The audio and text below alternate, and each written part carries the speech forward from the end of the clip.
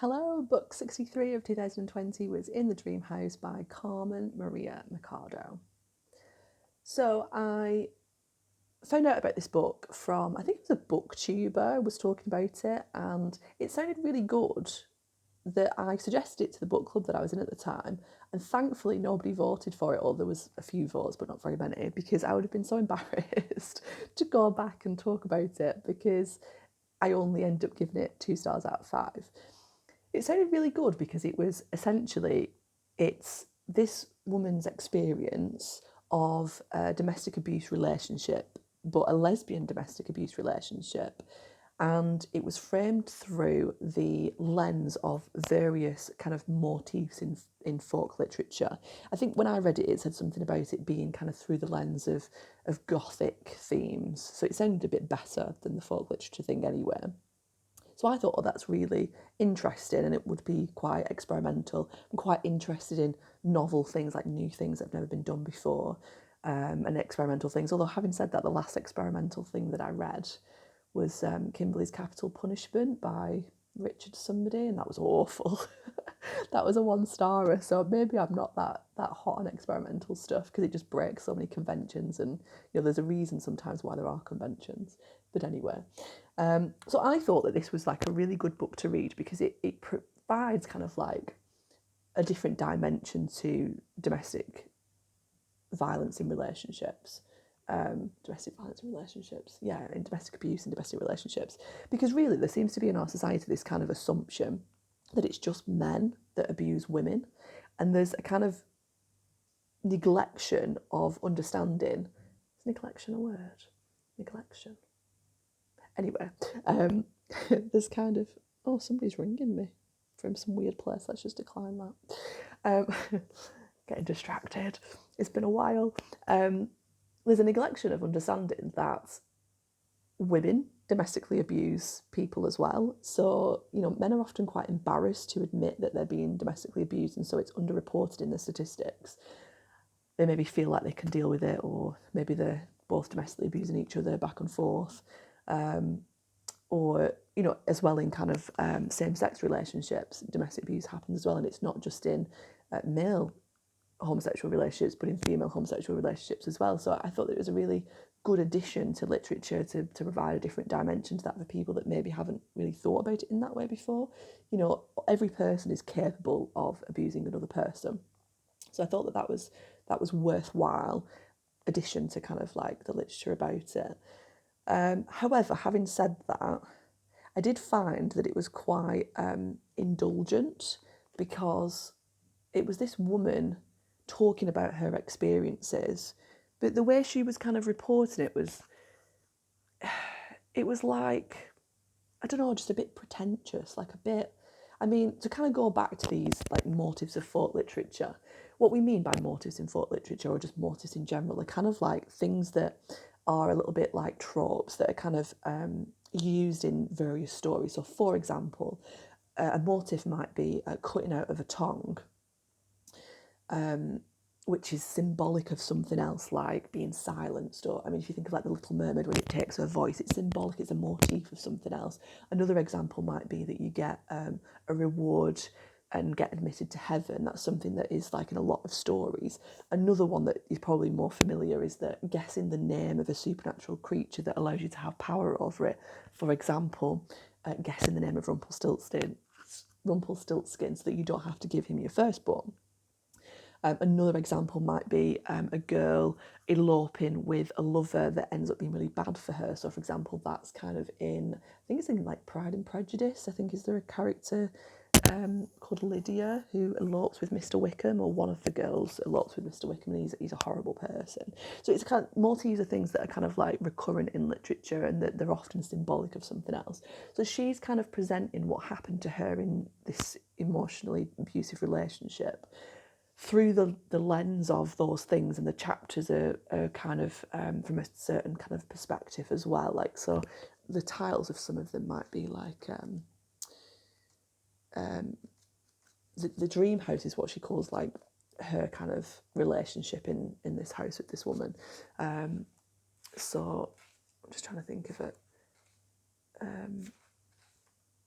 dream house is a memory palace, dream house is time travel, dream house is a stranger comes to town. So kind of like these recurrent kind of things that you would see in stories. She's kind of been experimental. It's kind of like when you do like she's obviously done a degree in like English or creative writing or something, and she's using what she's been taught is the way to write. But creativity is not like that. Like, I remember when I used to take photographs, and I was quite good at taking photographs. Obviously I'd take a million and there'd be like one good one.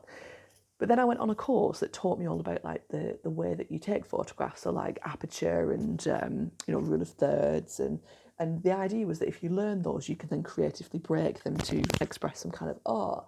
But actually, afterwards, I took far worse pictures than I had before, and so it was this kind of logical kind of thinking that was getting in the way of me being creative. And so I completely disagree that using kind of conventions like that is the way that you write, or it's like a massive screaming cat then, the way that you write or the way that you kind of take photographs or be creative in any way. I don't think it works because it is so kind of like, it's so explicit. Like, creative things that are done kind of on purpose work if they're implicit and you read between the lines to get them. It's very difficult to do that and be successful in doing that, which is why it's so difficult to write or be creative or whatever in that way, to elicit those kind of responses from people without it being obvious that that's what you're doing.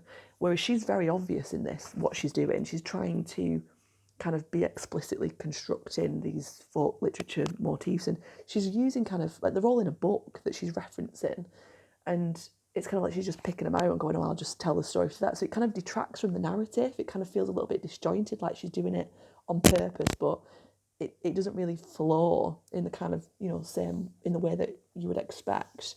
So because it's like that, it's kind of less authentic, and it feels very kind of like projected and manipulated, and doesn't feel like you get to kind of know her or have any emotional connection to her.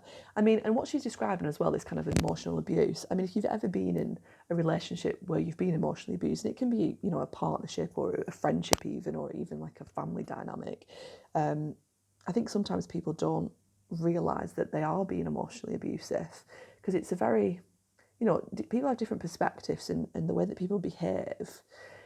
Sometimes you unintentionally abuse the other person, you just don't even realise, and that's why, communication is very important, and intention is important to kind of understand and, work on not being emotionally abusive. I'll give you an example of my kind of experience of it.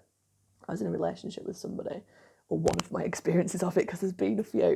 I was in a relationship with somebody who had been cheated on by his best friend and girlfriend, and so he had massive trust issues, and he would always think that I was going to cheat on him, but I've never cheated on anybody. It's not something that I would ever do. I don't agree with it, and I kind of don't really understand why somebody would do it, because it's a very selfish behaviour from my perspective. If I had thoughts about being with anybody else than the person I was with, that would tell me that I wasn't happy in my current relationship, and that I would need to either work on that or end it and then seek out other people. I would never have my cake and eat it, because that's fundamentally something that is against my values. So that about me, you would assume that he would trust me, but he didn't, and I understood that. But what that used to do, it used to manifest in his behaviour. He'd be quite controlling, so he'd want to know where I was, what I was doing, who I was with. If I didn't respond to a text by a certain amount of time, there'd be a big argument about me not replying, and he'd say, do you not love me anymore, and all this kind of stuff. And that controlling behaviour became quite toxic and quite emotionally abusive, and he would do lots of other things as well, because he was insecure. He would try and put me down to feel insecure as well, and then that would mean that I obviously wouldn't want to be with anyone else, because I wouldn't have the confidence to be with anybody else. It's kind of, I don't actually think I hope that he wasn't realising what he was doing, but maybe he did, I don't know. It's a weird thing to experience, because from my perspective, I've never intentionally emotionally abused anybody else, and I wouldn't understand somebody who was doing it intentionally. But then I'm not a deeply insecure person, so that's never, or a distrustful person, or anything that's happened to me has never created those issues in me, so I'm not going to understand that behaviour. I don't think the people that are doing it understand it about themselves, or maybe they do and that's why they hate themselves so much. I don't know. It's all really complicated, isn't it? But if you've experienced emotional abuse, you will recognise it in this book. It's very characteristic of emotional abuse, and I think that that's useful because it'll show that it's not different in a homosexual, heterosexual, like it's two people together emotionally abusing each other and controlling each other, that kind of power dynamic. And the thing about emotional abuse is if you don't nib it in the bud straight away, it continues, it gets worse. So anybody that kind of treats you in a way that you're not happy with, you kind of need to say it straight away or change your behaviour in such a way that it's obvious that that's not acceptable behaviour, because it will continue and it will make you feel crap. And so, you know, I'm getting off on topic then because I was thinking about something else. What this book also is an issue with it is that it's a memoir to begin with, because she's talking about her own life and her own experience of this emotional kind of abuse. But it's weird because it detracts from that kind of memoir genre, in that she puts a lot of kind of history in it and references to other things. And at times she writes in the third person, so she refers to herself as her, which is weird because if you were going to do that, it's fine, because she might be like referring to like herself in the past, because once you've gone through that experience and you come out of it, you look back and you think, what was I doing? Like, why didn't I see that? Why did I make so much excuse for this person's behaviour and not recognise that it was emotional abuse and that they were not considering my needs and they were just being selfish and doing what they wanted because that's what they needed or whatever. So I could understand her using that, but she didn't use it like that because she didn't have offer any kind of like critical analysis of what was going on. So she wasn't talking about it from the perspective of her after it's happened. She was almost like displaying it as if she was still in it, which is fine. But I think it would have been better if she'd have added that, if it was from a memoir perspective and she was explaining what had happened and looking back on that, how she felt about that now in comparison. I think that would have been far more interesting to know about. And instead it's been presented as a story through these lenses of motifs, so it doesn't offer that. So it just was a little bit underwhelming. Also, when she's writing in third person, it's really difficult to understand because she's switching in and out of third and first person. And that third person creates distance from her experience, so you can't really empathise with her. So overall, really, it wasn't worth the hype. It wasn't this literary kind of thing that was going to be amazing. It was just somebody talking about emotional abuse, but in a way that was difficult to connect to because it was through this lens of motifs that was a little bit pretentious and a little bit hard to kind of, unless you are somebody who's got a background in English literature, creative writing, that kind of thing, I imagine that it would be a little bit out of your kind of remit, and therefore it's not really accessible for people who aren't in that kind of background. And I mean, that is my background as well, and I found it pretentious. So yeah, I think I would have preferred for it to be about domestic abuse and the critical analysis of that and how it messes with your mind a little bit and how it's really kind of good for you as a person actually to go through it a couple of times in different kind of, ways, because you can experience emotional abuse in lots of different relationships, family, friendships, whatever, because you get more assertive as a person, you get more protective of your energy and you don't let everybody into your life. You're very aware of people that mistreat you and aware of what you kind of need to do about that to protect yourself. So, that would have been far more interesting to talk about than what she did. So yeah, 2 stars for me. I wouldn't recommend it, not even for the perspective on, other relationships. I'm sure there's other books out there that probably do it a lot better.